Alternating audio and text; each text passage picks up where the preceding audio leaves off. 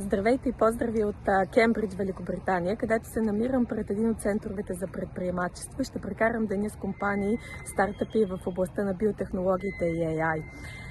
Един от въпросите, който ме вълнува в последните повече от 10 години, е как могат компаниите да бъдат иновативни и в същото време да си постигат целите днес и сега. И мога да ви кажа, че особено през последната една година този въпрос стои на аджендата на всяко CEO, независимо от големината на компанията. Може големи компании с листване на борсите, както и на стартъпи, които са все още в началото на това.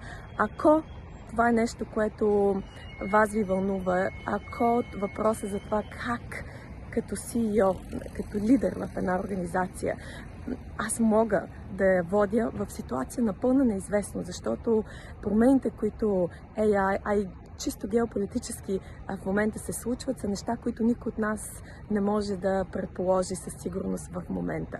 Какво означава това за нас като лидери? Какво означава това като способности на компанията да оперира успешно в момента и да се трансформира и подготвя за бъдещето? И разбира се, какво означава това за нашите екипи, които трябва да бъдат с нас и да извършат тази промяна. Ако това ви вълнува, ще се радвам много да бъдем заедно в програмата на C-Level Academy.